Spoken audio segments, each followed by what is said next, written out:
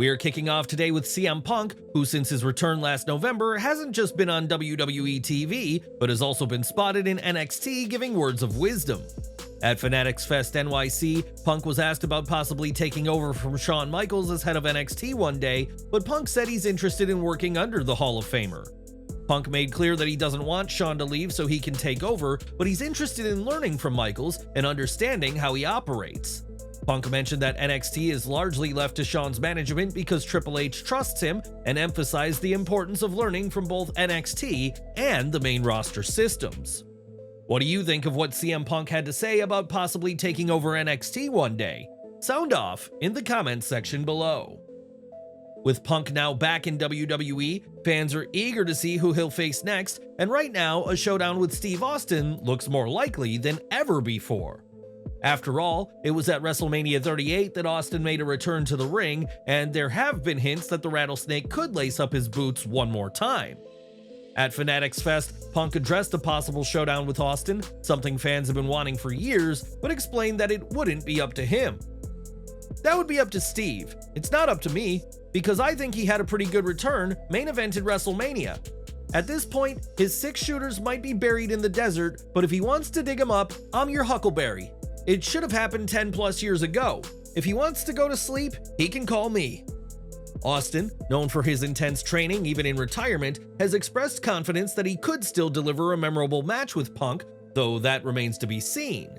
As WrestleMania 41 approaches, the possibility of CM Punk versus Stone Cold Steve Austin adds another layer of anticipation to what promises to be a historic event in Las Vegas. Now, it's been close to a year since CM Punk was fired from AEW following his second suspension from the company, and Punk made plenty of enemies during his tenure. Chris Jericho allegedly called CM Punk cancer to the AEW locker room, and at Fanatics Fest, Punk addressed this label used by the inaugural AEW World Champion. Oh, but that's bull. None of that stuff is reality. The "he's a cancer" talk. Oh, and listen, not everybody gets nice me, but I treat you accordingly. If you're a piece of act that way to me, I'll treat you that way. If you're nice, you're smiling, and you want to have a good time, let's have a good time. I'm all hugs. But no, and it's not like I'm two different people. The ones who spread those lies, the ones who say those things about me, it's because they can't control me. They can't control the things I do and say, and they absolutely hate that, so they try to control the way other people feel or see me, but you're going to have to make your own judgment and draw your own conclusion. With that said, CM Punk wasn't a fan of AEW airing the All In backstage footage, and also revealed why he still supports AEW despite his controversial departure. Despite airing the All In footage, AEW and CM Punk have now moved on from the situation, but what do you make of Punk's response to the claim that he's a disruptive presence? Do you think his approach to personal interactions is justified in wrestling, an industry where personality clashes are common? Let us know your thoughts on Punk's impact in AEW and WWE. Earlier this week, Bobby Lashley was moved to the alumni section on WWE.com, and it was confirmed that the Almighty had parted ways with WWE. And what's next for the former world champion? According to Ibu of Wrestle Purists, it was reported that Bobby Lashley will be making his way to AEW, but will also make pit stop appearances at Bloodsport, as well as in Japan. As we noted yesterday, Lashley and MVP are expected to reunite as the Hurt Syndicate, as that name has been trademarked through a company MVP has worked with in the past. Lashley has confirmed that he has a boxing match on the horizon, so we'll have to see when he will end up making his debut in AEW. Sean Ross Sapp of Fightful Select has confirmed Lashley has departed the company, and it was previously reported that his contract was set to expire in August. While Lashley is now looking at his outside prospects, he may not be gone forever, as sources within WWE told Fightful that the door remains open for potential future appearances. What's your view on this story regarding Bobby Lashley's likely destination following his WWE departure? Share your thoughts in the comments section below.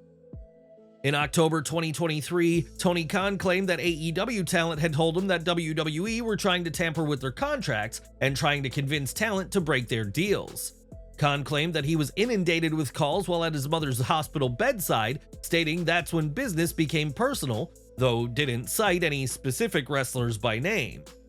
During an appearance on the Dan Le Batard show, Tony Khan was asked if the situation had improved and said that things had not gotten better. I don't think that it has. It's still happening. I'll reserve all rights when it comes to that, but I don't think that it's stopped. I'll leave it at that. MJF has hinted that WWE might have had conversations with him, though one has to remember that these comments could just be part of MJF's bidding war storyline. There is currently quite a few AEW stars who are expected to join WWE, including the absent Ricky Starks, as well as Penta and Rey Fenix, whose contracts are expected to expire this month. With Cody Rhodes, Ethan Page, and Jade Cargill thriving, it's not hard to see why some AEW talent may be swayed to WWE, and we'll have to see who's next to make the big jump.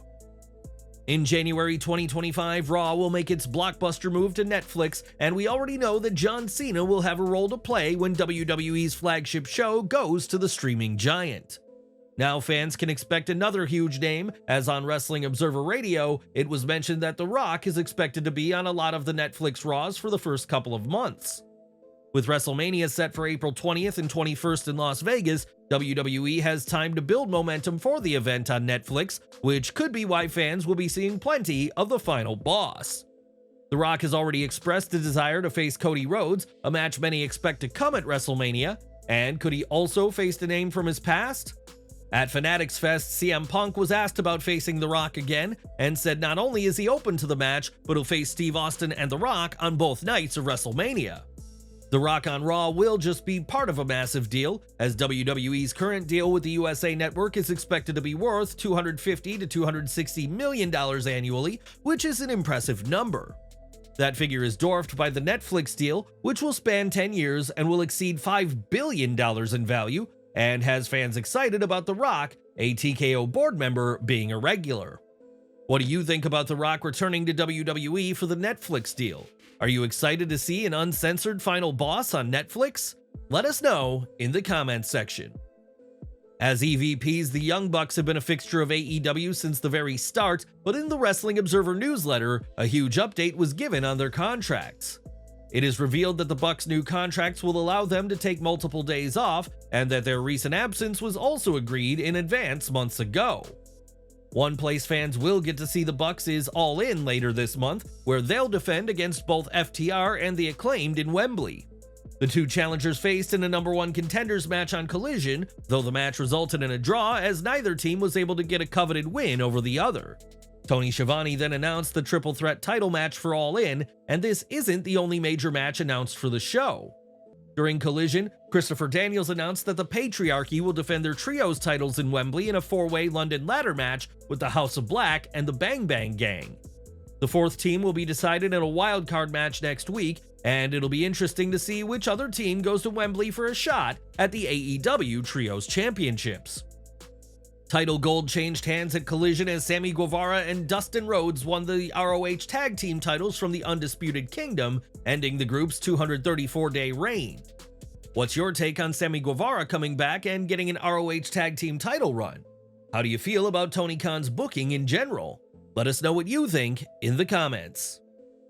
This October, WWE will host its first Bad Blood event in 20 years, and even with no matches announced, the show is proving to be a hit with the fans.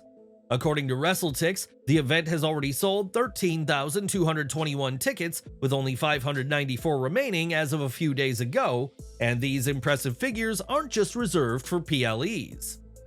WWE's previous visit to the State Farm Arena, the host of Bad Blood 2024, was in January, and 12,009 fans filled the venue for a taping of SmackDown. WWE will certainly be looking for strong ticket sales this December, as at this week's SmackDown at the Kia Center in Orlando, WWE announced they'd be returning for a Holiday Tour live event. That event will take place on December 28th, on the same date, and at the same time, and in the same city as AEW World's End 2024. It's not known whether WWE is deliberately holding the live event on the same day, but this simply means Tony Khan will need to ensure he has a good enough card for the pay-per-view to compete with WWE. We'll have to see how both events fare against each other, but fans in Orlando can expect two stacked shows in efforts to win them to one side or the other. During his years with WWE, Bryan Danielson became a Grand Slam champion and one of the company's most popular superstars, and to many is worthy of the WWE Hall of Fame. Of course, any plans for an induction took a detour in 2021 when Bryan left to join AEW, and does he think a Hall of Fame induction will still happen? On the Gorilla Position podcast, Danielson was asked about a possible induction and said he loves being in AEW and that he has no interest in a Hall of Fame ring or similar accolades.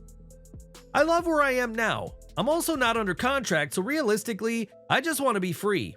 As for a Hall of Fame ring or other accolades, I have no interest in those. None whatsoever.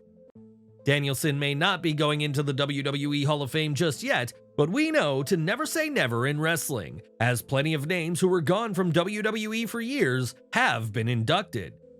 Do you believe Bryan Danielson will eventually get inducted into the WWE Hall of Fame, or will his AEW run keep him away for good? Let us know in the comments section below. Jack Perry, who defeated Danny Orion on Collision, and then revealed a brand new design of the AEW TNT Championship. This new design is all black except for a red splatter on the front, and Perry will be looking to retain the gold when he faces Darby Allin in a coffin match at All In. Last year, Hall of Famer Kevin Nash previously blasted LA Knight for being a ripoff of The Rock and Steve Austin, and despite controversy, doubled down and had no intention to apologize.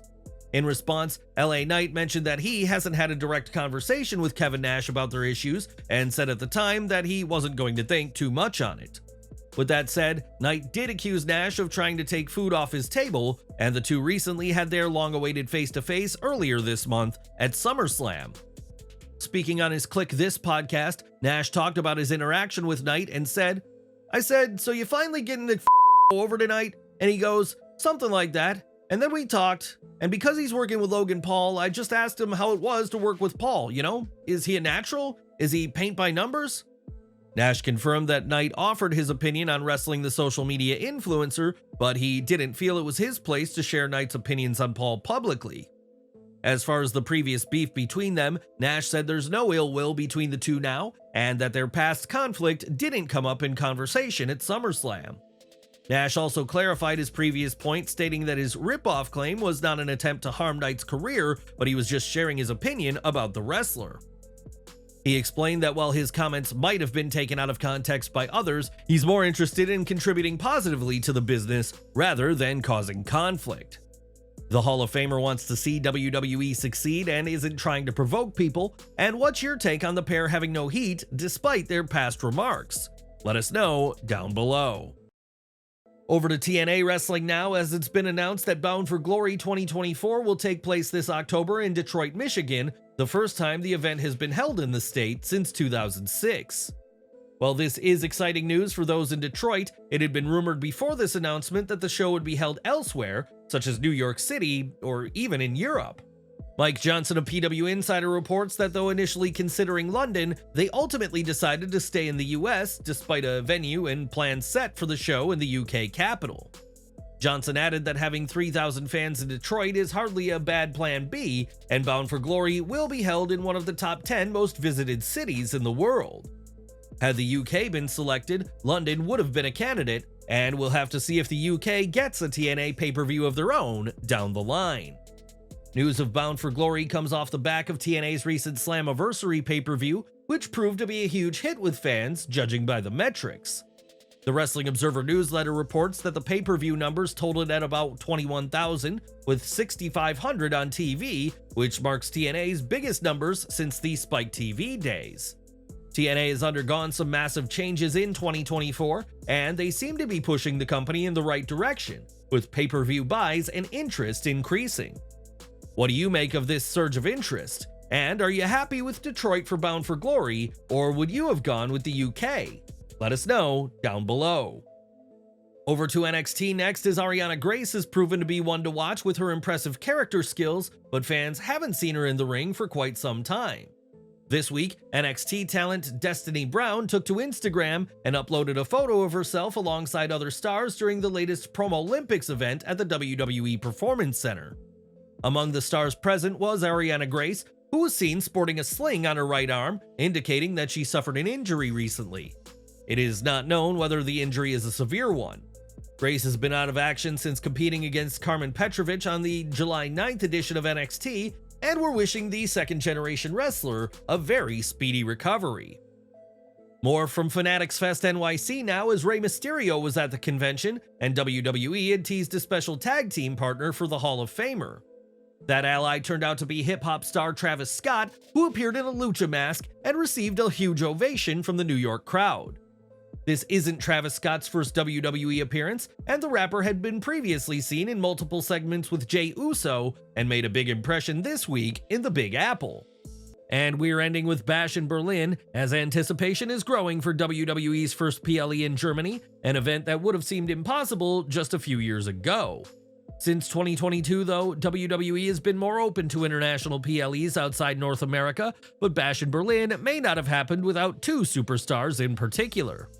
Speaking with CBS Sports, World Heavyweight Champion Gunther opened up about the event and the work he and Ludwig Kaiser have done to raise Germany's status in wrestling. When Kaiser and I were in WXW, we were trying to commit to that and set everything else in life aside to make that big and get it going. We ran 60 or 70 shows a month. After every show, the big speech was that we worked so hard professional wrestling in Germany would become accessible again and to make a scene that people could enjoy and reliably be entertained. I'm obviously not the only reason this event is happening, but I want to claim that my being in WWE right now is a factor for why they wanted to do a PLE there. I think it's a very nice accomplishment.